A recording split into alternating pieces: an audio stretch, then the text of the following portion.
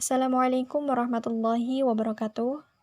Pada pertemuan kali ini kami akan mempresentasikan materi konsep pendidik dan peserta didik pada mata kuliah Teori Pendidikan. Selanjutnya, perkenalkanlah kami dari kelompok 4 dengan anggotanya Umi Sarifah Maisaroh, Shinta Liana Nur Akira, Asyifa Unnisa, Muhammad Rohid Burhanul Hakim. Pada submateri yang akan kami bahas diantaranya yaitu 1. Komponen pokok situasi pendidikan 2. Pendidik 3. Peserta didik yang kemudian akan dijelaskan dalam beberapa poin sebagai berikut. 1. Komponen pokok dalam pendidikan. Setiap kegiatan pendidikan yang berlangsung dalam hubungan pendidikan selanjutnya disebut situasi pendidikan. Di dalamnya terkandung komponen peserta didik, pendidik, tujuan pendidikan, dan proses pembelajaran. Perlu dipahami bahwa keempat komponen yang dimaksudkan itu, baik sendiri-sendiri maupun interaksi antar mereka, dapat dikembalikan kepada harkat dan martabat manusia, HMM, yang di dalamnya terkandung hakikat manusia, dimensi kemanusiaan, dan pancadaya. 1. Peserta didik. Peserta didik adalah manusia yang sepenuhnya memiliki HMM dengan segenap kandungannya.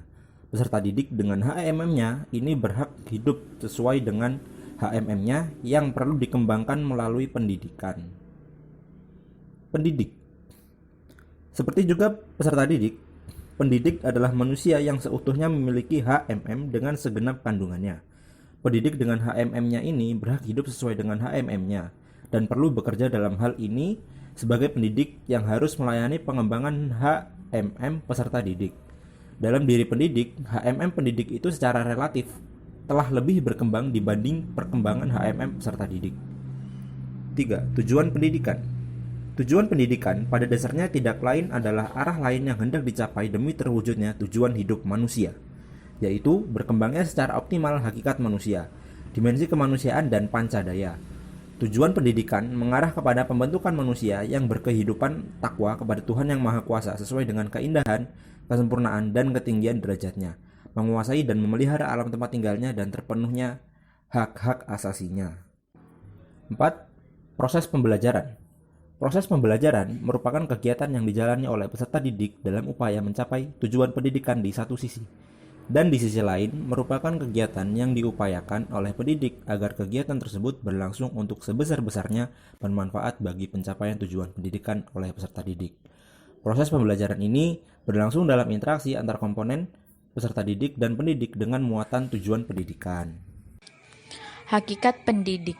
Berdasarkan tinjauan etimologi dalam Kamus Besar Bahasa Indonesia, kata-kata pendidik berasal dari kata dasar didik yang artinya memelihara, merawat, dan memberi latihan agar seseorang memiliki ilmu pengetahuan seperti yang diharapkan tentang sopan santun, akal budi, akhlak, dan sebagainya. Kemudian ditambah awalan pe menjadi pendidik, yang artinya orang yang mendidik, yaitu orang yang memberikan suatu bimbingan.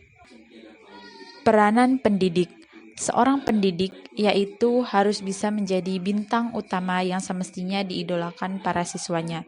Pendidikan bukan hanya mengisi otak peserta didik dengan jutaan ilmu pengetahuan. Lebih dari itu, siswa mesti cerdas dalam sikap, emosional, dan spiritual, serta memiliki keterampilan yang bisa menopang hidupnya. Tugas yang seperti disebutkan tidak bisa dijalankan oleh mesin dan alat canggih modern lainnya. Dengan demikian, sistem pengajaran yang manapun, guru selalu menjadi bagian yang tidak dapat dipisahkan dari proses pencapaian tujuan pendidikan. Tanpa guru, pendidikan tidak akan dapat berjalan sebagaimana mestinya. Menurut pendapat yang dimukakan Lindgren dan Newton Suter bahwa guru dalam pengajaran menempati posisi yang tidak bisa diabaikan.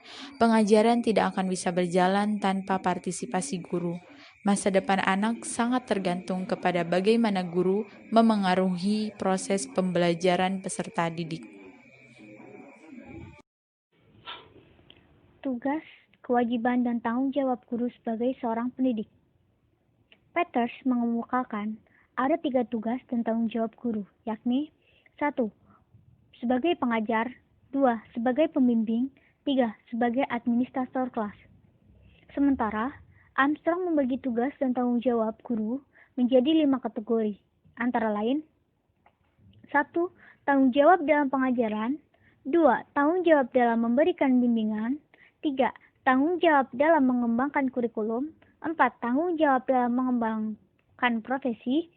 5. Tanggung jawab dalam membina hubungan dengan masyarakat. Tugas dan tanggung jawab guru terbagi kepada 4 bagian. 1. Tugas dan tanggung jawab dengan anak didik berupa mengarahkan, membimbing, dan membenahi kekurangan-kekurangan si anak dan mendidiknya sehingga menjadi manusia dewasa, sempurna, sehat jasmani dan rohani. 2. Tugas dan tanggung jawab dengan guru lain, seperti menjalin hubungan baik dan bekerja sama dalam mengarahkan dan mendidik siswa. 3. Tugas dan tanggung jawab dengan atasan. Hal ini bertujuan agar tidak terjadi hubungan yang tidak menyenangkan. 4. Tugas dan tanggung jawab dengan orang tua murid atau dengan masyarakat. Pendekatan atau interaksi pendidik terhadap peserta didik. Guru yang disebut pendidik adalah sosok yang paling utama di dunia ini, dan guru merupakan orang yang paling penting dalam mencerdaskan kehidupan manusia. Guru yang dapat menginspirasi siswa adalah guru yang sebenarnya. Guru inspiratif bukan hanya guru yang mengajar kurikulum saja, akan tetapi guru yang bisa mengajak siswanya berpikir kreatif. Maka dari itu, diperlukan sikap yang menimbulkan rasa keharmonisan di antara pendidik dengan peserta didiknya, dengan cara melakukan suatu pendekatan terhadap peserta didiknya selama proses belajar mengajar, dimanapun berada.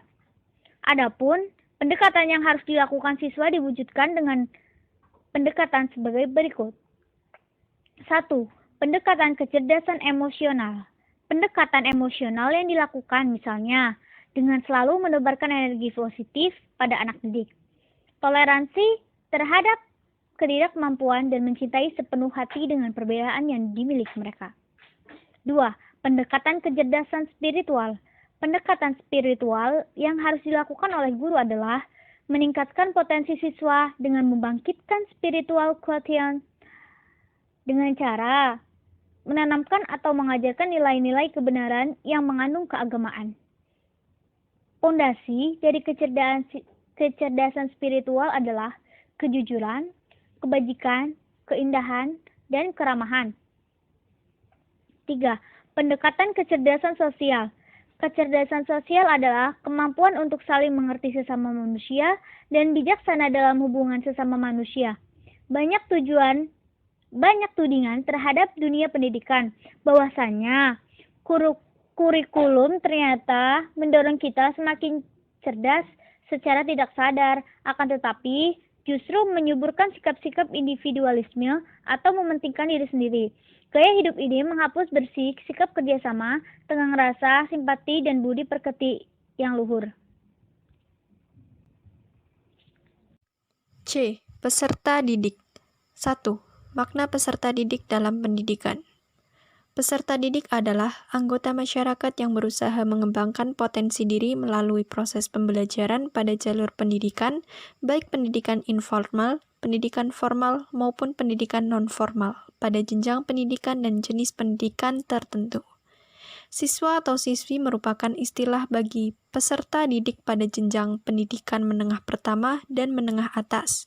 Siswa adalah komponen masukan dalam sistem pendidikan yang selanjutnya diproses dalam proses pendidikan sehingga menjadi manusia yang berkualitas sesuai dengan tujuan pendidikan nasional. Peserta didik juga dikenal dengan istilah lain seperti mahasiswa, warga belajar, siswa, murid, pelajar, serta santri dengan berbagai maknanya sebagai berikut. 1. Siswa. Siswa adalah istilah bagi peserta didik pada jenjang pendidikan dasar dan menengah. 2. Mahasiswa. Mahasiswa adalah istilah umum bagi peserta didik pada jenjang pendidikan perguruan tinggi. 3. Warga belajar. Warga belajar adalah istilah bagi peserta didik non-formal seperti Pusat Kegiatan Belajar Mengajar atau biasa disebut dengan PKBM. 4. Pelajar. Pelajar adalah istilah lain yang digunakan bagi peserta didik yang mengikuti pendidikan formal tingkat menengah maupun tingkat atas. 5. Murid. Murid memiliki definisi yang hampir sama dengan pelajar dan siswa. 6. Santri.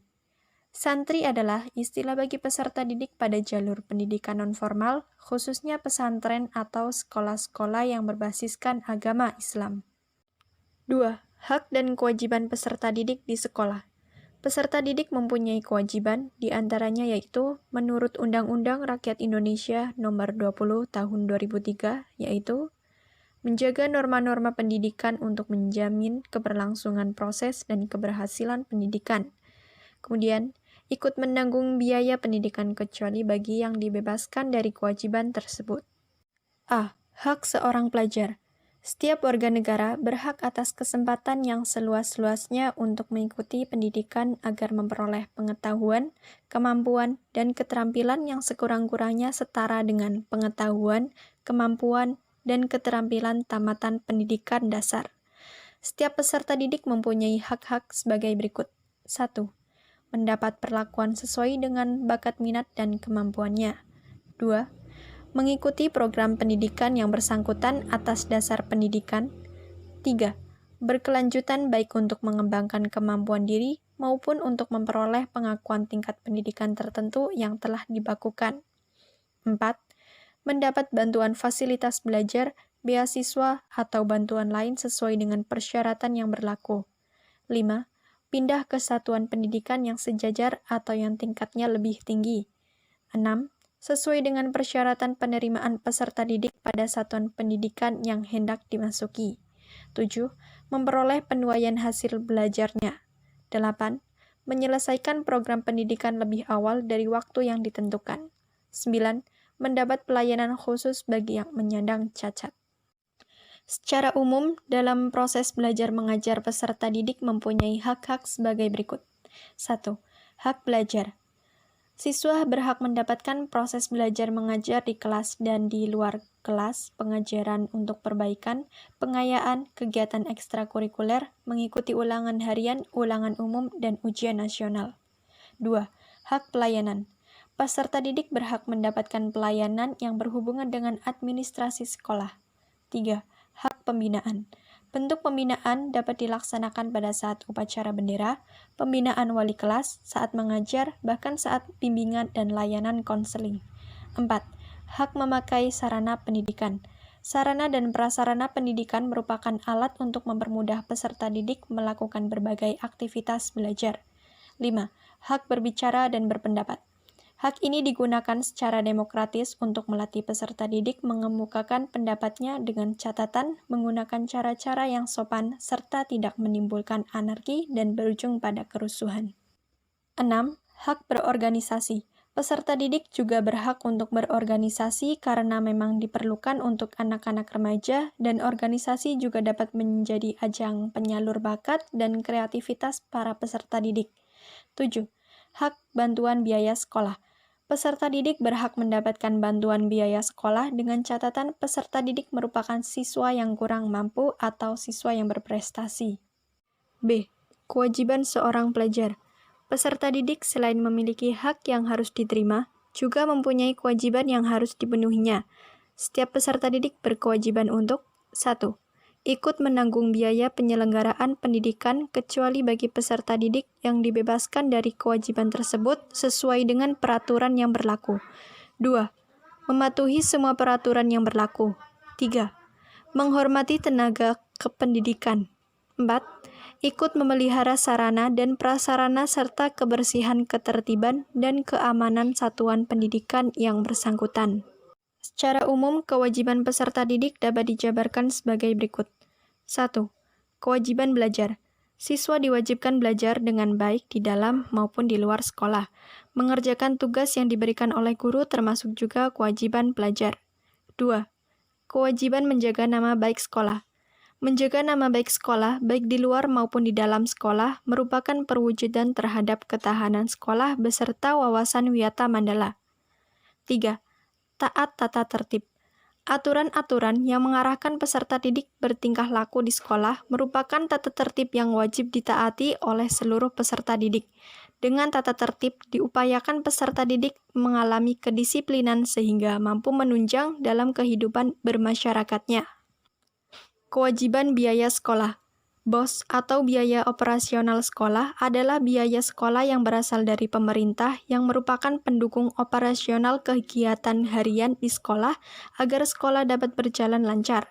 Biaya ini hanya untuk membantu meringankan biaya sekolah, bukan berarti sekolah bebas ongkos atau gratis. Kewajiban dan kerjasama. Kerjasama antara sekolah dengan pihak masyarakat dalam hal ini, wali murid wajib dilaksanakan untuk mendukung seluruh kegiatan sekolah. Kerjasama yang terjalin dengan baik akan mampu memecahkan setiap permasalahan yang ada. C. Faktor pendorong peserta didik untuk berprestasi. Dalam proses pembelajaran, motivasi berprestasi sangat berperan penting dalam menunjang keberhasilan seorang peserta didik. Jika peserta didik memiliki kecenderungan motivasi berprestasi yang kuat, maka dalam melakukan berbagai upaya, peserta didik tersebut akan sangat terdorong kuat untuk menguasai bidang yang dipelajarinya hingga berhasil atau sesuai dengan apa yang diinginkannya. Adapun faktor yang mempengaruhi motivasi berprestasi menurut McClellan dalam buku Sukaji tahun 2001 yaitu diantaranya sebagai berikut. 1. Pengalaman. Terdapatnya perbedaan pengalaman masa lalu di tahun-tahun pertama pada tiap-tiap individu dapat menyebabkan perbedaan tinggi rendahnya motivasi berprestasi. 2. Latar belakang. Dengan latar belakang budaya yang berbeda, maka akan membedakan tinggi rendahnya motivasi berprestasi. Sebagai contoh, seorang individu dibesarkan dengan kultur ulet, kerja keras, inisiatif, dan berdaya saing, akan menjadikan lebih mandiri dan pada akhirnya motivasi berprestasinya akan jauh lebih tinggi. 3. Modeling. Mengambil atau meniru banyak karakteristik dari model, termasuk dalam kebutuhan berprestasi, jika model tersebut memiliki motivasi tersebut dalam derajat tertentu. 4. Lingkungan. Suatu lingkungan tertentu akan dapat membentuk karakter individu, termasuk lingkungan belajar yang akan lebih membentuk karakter individu dan berupaya menjauh dari kegagalan. Orang tua. Adanya suatu pengharapan untuk anaknya, berdaya juang dan bekerja keras sehingga mendorong motivasi berprestasi kepada peserta didik.